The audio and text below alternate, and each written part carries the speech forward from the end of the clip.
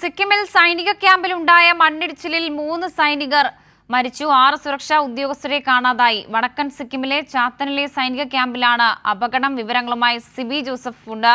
സിബി, എപ്പോഴായിരുന്നു സംഭവം? മാത്രമല്ല, ഈ അപകടത്തിൽപ്പെട്ടവർക്കായിട്ടുള്ള തെരച്ചിൽ എങ്ങനെ? സിക്കിം ഉൾപ്പെടെ ഈ വടക്കിഴക്കൻ സംസ്ഥാനങ്ങളിൽ ശക്തമായ മഴയും അതുപോലെ ഉണ്ടാകുന്ന വെള്ളപ്പൊക്കവും മണ്ണിടിച്ചിലും വളരെ ശക്തമായി മുന്നോട്ട് പോവുകയാണ്. ഇതിന്റെ ഭാഗമായി നിരവധി അപകടങ്ങളാണ് ഉണ്ടായത്. ഇപ്പോൾ ഏറ്റവും ഒടുവിലായി സിക്കിമിൽ വടക്കേ സിക്കിമിലെ ചാറ്റനിലുണ്ടായ മണ്ണിടിച്ചിലിൽ ഒരു സൈനിക ക്യാമ്പിന് മുകളിലേക്കാണ് മണ്ണിടിഞ്ഞു വീഴുകയും 3 സൈനികർക്ക് ദാരുണമായ അന്ത്യം സംഭവിച്ചു എന്നുള്ളൊരു വിവരമാണ് പുറത്തുവരുന്നത്. 6 സൈനികരെ കാണാതായെന്നും ഈ സൈനികർക്ക് വേണ്ടിയുള്ള തെരച്ചിൽ ഊർജിതമാക്കിയിരിക്കുകയാണ്. പക്ഷേ അവിടെ പ്രതികൂലമായ കാലാവസ്ഥയാണ്. അതുകൊണ്ട് തന്നെ പ്രതികൂലമായ കാലാവസ്ഥയിൽ രക്ഷാപ്രവർത്തനവും മറ്റും നടത്താൻ കഴിയാത്തൊരു സാഹചര്യമാണോ ഉള്ളതെന്നും ഇപ്പോൾ സൈനികർ തന്നെ അറിയിച്ചിരിക്കുന്നു.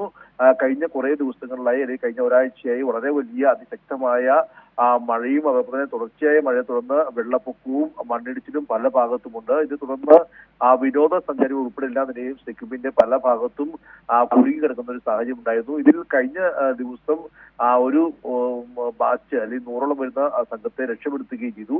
ഇന്നലെ രാത്രി 7 മണിയോടെയാണ് ഈ ഒരു വടക്കൻ സിക്കിമിലെ ചാത്തനിൽ സൈനിക ക്യാമ്പിൽ മണ്ണിടിച്ചിലുണ്ടായത്.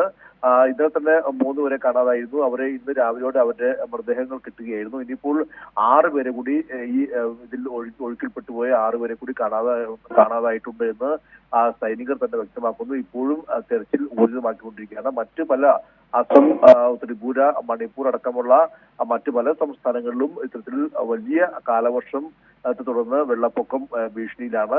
ഏകദേശം 34 പേരാണ് വിവിധ സംസ്ഥാനങ്ങളിലായി ഈ കഴിഞ്ഞ ഒരാഴ്ചയ്ക്കുള്ളിൽ മരണപ്പെട്ടതെന്നുള്ള വിവരം കൂടി ഇപ്പോൾ പുറത്തു വരുന്നുണ്ട്. സിബി, പ്രതികൂല കാലാവസ്ഥയൊക്കെ തെരച്ചിലിന് തടസ്സമായി നിൽക്കുന്നുണ്ട്. അപ്പോൾ മറ്റെന്തെങ്കിലും മാർഗം സ്വീകരിച്ചിട്ടുണ്ടോ തെരച്ചിലിനായി?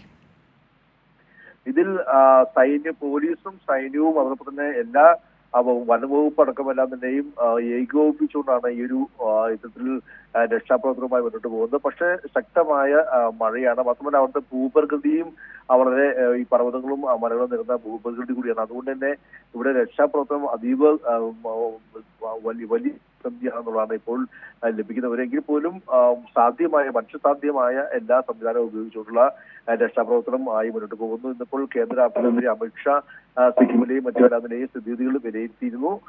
സാധ്യമായ എല്ലാ സംവിധാനവും ഒരുക്കുമെന്നും അറിയിച്ചിരുന്നു. പക്ഷേ എങ്കിൽ പോലും പലയിടത്തും ആളുകൾ, പ്രത്യേകിച്ച് സഞ്ചാരികളടക്കം കുടുങ്ങിക്കിടക്കുന്ന സാഹചര്യമുണ്ട്.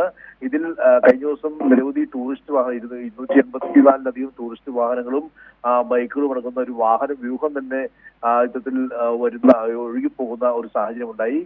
ഇപ്പോൾ മരണസംഖ്യ അടക്കമെല്ലാം തന്നെ കൃത്യമായ വിവരങ്ങൾ പുറത്തു വരുന്നുണ്ട്. എങ്കിൽ പോലും വിനോദസഞ്ചാരികളിൽ ചില 100ഓളം പേര് നടക്കുന്ന ഒരു സംഘത്തെ രക്ഷപ്പെടുത്തി എന്നുള്ള വിവരം കൂടി ഇപ്പോൾ പുറത്തു വരുന്നുണ്ട്. എങ്കിൽ പോലും എല്ലായിടത്തും, പ്രത്യേകിച്ച് ഈ അസമും മറ്റുള്ള സംസ്ഥാനങ്ങളെല്ലാം തന്നെയും ഈ വടക്കിഴക്കൻ സംസ്ഥാനങ്ങളിൽ ഇപ്പോഴും അതീവമായ രീതിയിൽ കാലവർഷം ഇപ്പോഴും തിമിർത്ത് പെയ്യുകയാണ്. തുടർച്ചയായ മഴയെ തുടർന്ന് പലയിടത്തും വെള്ളപ്പൊക്കത്തിൽ തന്നെയാണുള്ളത്. കൂടാതെ നിരവധി ഇടങ്ങളിൽ മണ്ണിടിച്ചിലും ശക്തമാകുന്നുണ്ട്. ഇപ്പോൾ ഇന്ന് സൈനിക ക്യാമ്പിന് മുകളിലേക്കാണ് ഈ മണ്ണിടിഞ്ഞ് വീണത്. പിന്നീടാണ് ഈ 3 സൈനികരെ ഇപ്പോൾ മരിച്ചതായി സ്ഥിരീകരിക്കുകയും ബാക്കി 6 പേർക്കായുള്ള തെരച്ചിൽ ഊർജിതമാക്കിയിരിക്കുന്നത്. ശരി സിബി, സിക്കിമിലെ സൈനിക ക്യാമ്പിന് നേരെയാണ് മണ്ണിടിച്ചിലുണ്ടായത്. 3 പേർ മരിച്ചിട്ടുണ്ട്. മാത്രമല്ല 3 സൈനികരാണ് മരിച്ചത്. 6 പേരെ കാണാതായിട്ടുമുണ്ട്. അവർക്കായുള്ള തെരച്ചിൽ തുടരുകയാണ്. പ്രതികൂല കാലാവസ്ഥയുണ്ട്. ഇതെല്ലാം തെരച്ചിലിന് തടസ്സം സൃഷ്ടിക്കുന്നുണ്ട്. വിവരങ്ങളാണ് സിബി ജോസഫ് നൽകിയത്.